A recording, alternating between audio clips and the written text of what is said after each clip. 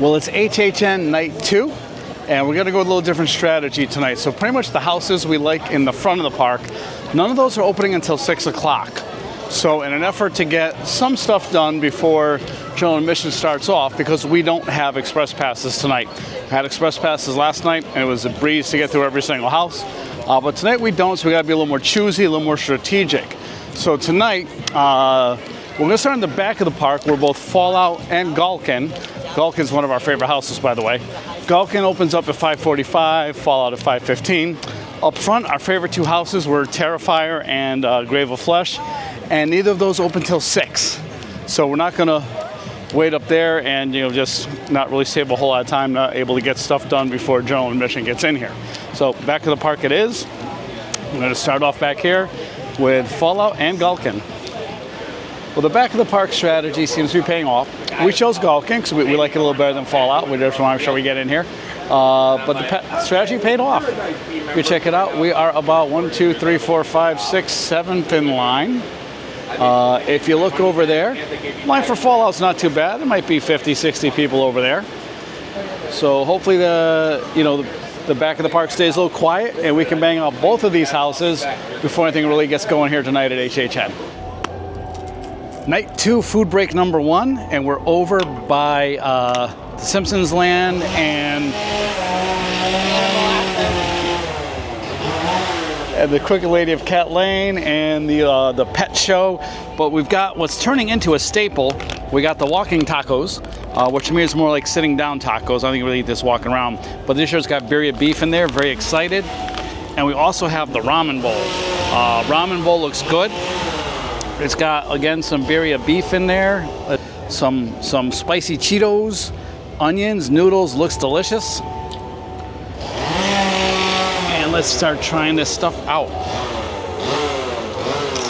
That tastes like a spicy Cheeto.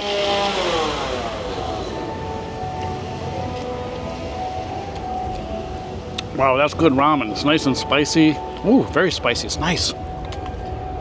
The beef is delicious. Over here to our walking nachos, which is more like a bag of, I'm not walking tacos, it's more like a bag of nachos, but really good. Look at that onion, delicious.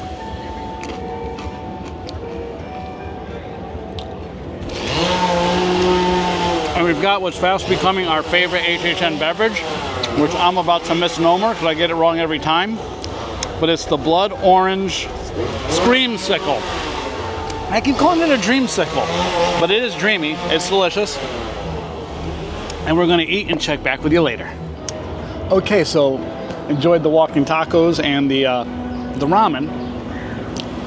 We had some differing opinions, Bad Wolf and myself.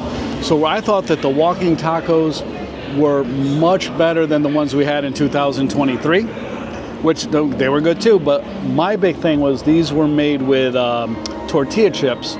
In 2023, they made them with Fritos. I just think the tortilla chips have a better taste. You're not kind of overpowered with that corn cheese taste of Fritos.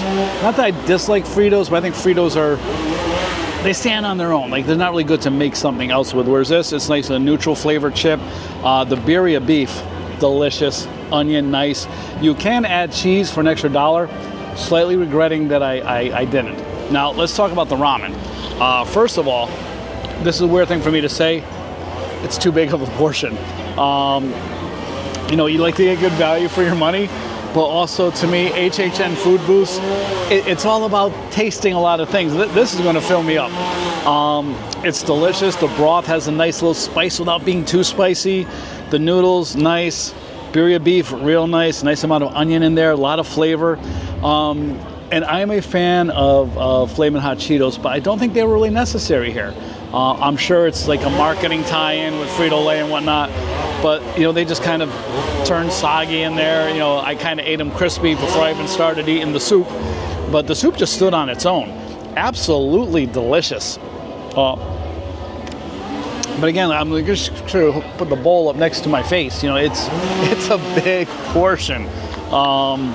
And I appreciate the value, but I don't want to get full off of one food booth. I want to eat my way all around Universal all night. All right, so we're gonna, again, it's night 2. We don't have express. We'll give you a little more chill. Houses here and there, and we'll bring you and let you know what we're doing, what we're eating, and having a good time. Stay with us. All right, taking a little break before the sun goes down. Like I said, today's more of a chill HHN night without the fast pass. We're just kind of taking our time, meandering, enjoying the evening. 2 houses down so far. We did Galkin, which was, again, I think that's our second favorite house after Terrifier. And we just did Grave of Flesh, which that's in our top 3 as well. Had a couple snacks so far. Big plans for tonight. We really want to see if we can find Art. We really want to see if we can lock down a little interaction with Art, see if we can find him.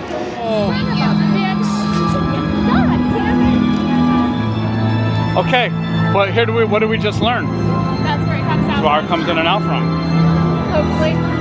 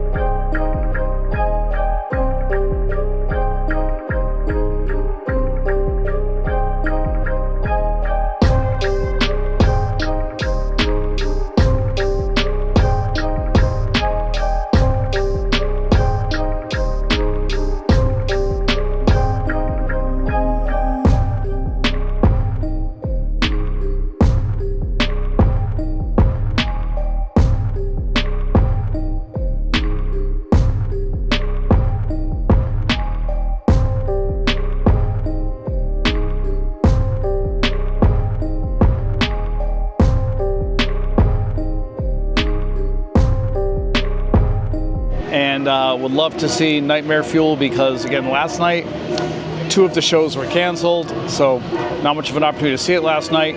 We really do want to check that out. All right, it's got a Nightmare Fuel, great show, direct sequel to last year's show. What can you say about Nightmare Fuel? It's action, it's sexy, it's magic, it's acrobatics, it's just a hell of a show. A lot of fire tricks and magic tricks and balancing, and it was just a great show. Having a pretty mellow night. We've only been to a couple houses, mostly just been kind of walking around. We've been looking for Art. Saw Art twice. Both times he was going away, going backstage. Hopefully we will see Art and get an interaction before the night's over. I've had a couple of cocktails, just kind of walk around enjoying the atmosphere of the event.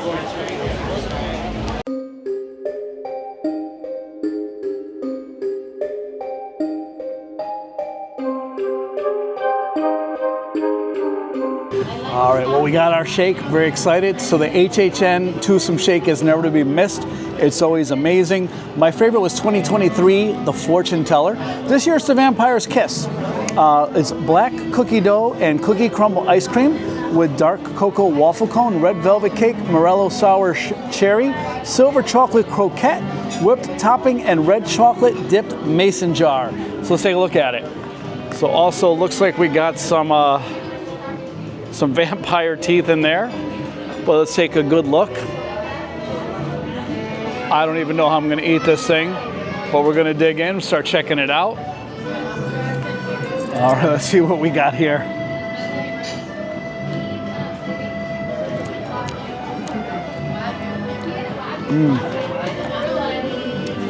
So far on the top, I'm really just getting the whipped cream and some of the toppings and the sauce.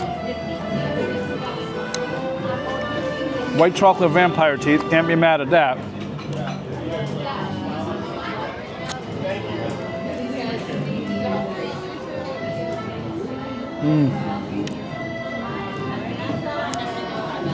Every bite has been delicious so far. The cone's interesting. It's delicious. It's got a nice cocoa flavor. I would like it to be a little bit more crisp. But I'm gonna put the camera down now.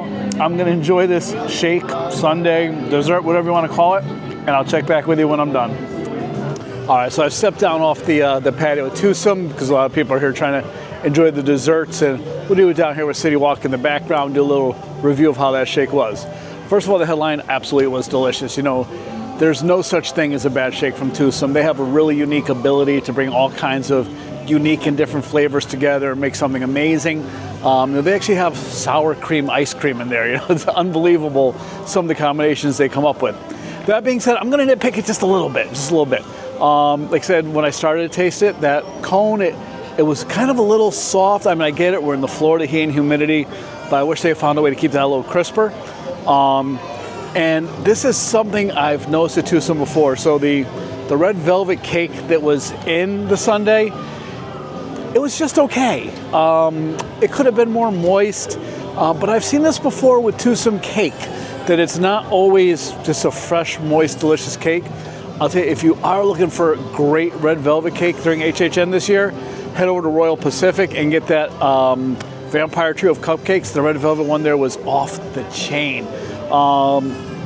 Yeah, the whipped cream delicious. The shake itself was delicious. It was kind of weird though. The color of the shake was actually not unlike wet cement. The taste was delicious, but I'll throw a picture of it up here. But the color itself was not the most appetizing I've ever seen, but it was delicious. I would totally get it again.